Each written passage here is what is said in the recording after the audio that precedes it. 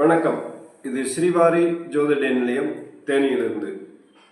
நம்ம செவ்வாய் சனி சேர்க்க ஒருவருடைய ஜாதகத்தில் எவ்வாறு இருக்கு அப்படின்றத பற்றி ஏற்கனவே ஒரு வீடியோ கொடுத்துருக்கோம். அதே இதில் இன்னைக்கு ஒரு வீடியோ கொடுக்க போகிறோம். அதாவது செவ்வாயும் சனியும் சேர்ந்து ஒரு வீட்டில் இருக்கும்போது எந்த மாதிரியான பிரச்சனைகள் உருவாகுது, அதே போல் சனிச்சந்திரனுக்கும் என்ன மாதிரியான பிரச்சனைகள் உருவாகுன்றதை பற்றி நம்ம நிறையா சொல்ல இருக்கோம். அது போல தான் இப்போ இருக்கக்கூடிய ஒருவருடைய சுய ஜாதகத்தில் செவ்வாயும் சனியும் சேர்ந்து சனி வீட்டிலோ அல்லது செவ்வாய் வீட்டிலோ இருந்தால் அவங்களுடைய குடும்ப சூழ்நிலை எவ்வாறு பாதிக்கப்படுகிறது, ஒரு கணவன் மனைவிக்குள்ளே இருக்கக்கூடிய அந்யோன்யம் என்பது எவ்வாறு சிதைக்கப்படுகிறது அப்படின்றது அந்த வீடியோவோட கண்டென்ட்டு.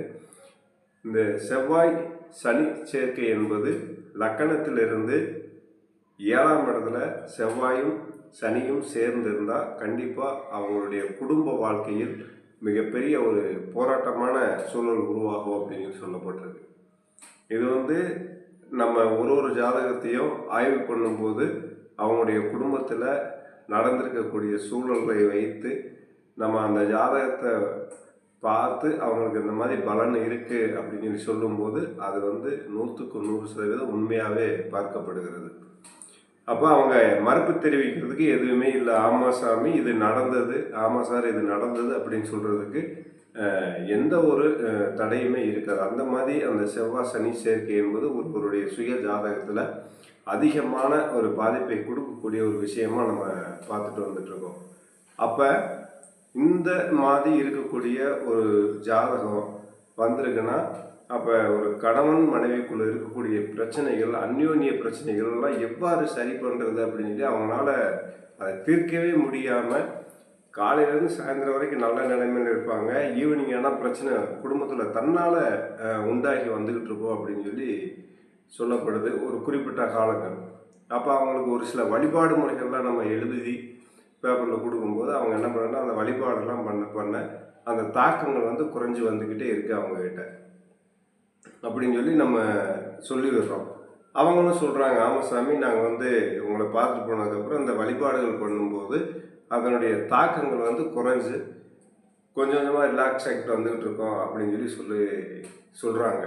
இப்போ ஒருவருடைய ஜாதகம் அந்த சனி செவ்வாய் சேர்க்கை என்பது சனி வீட்டிலோ அல்லது செவ்வாய் வீட்டில் இருந்து அந்த தசாபுத்தி அல்லது கோச்சார கிரகங்கள் செவ்வாய் மீதோ அல்லது சனி செவ்வாய் மீது சனியை செல்லும்போது மிக மிக கடுமையாக பாதிக்கப்படக்கூடிய விஷயங்கள் எல்லாமே நம்ம சொல்லிக்கிட்டு இருக்கோம்.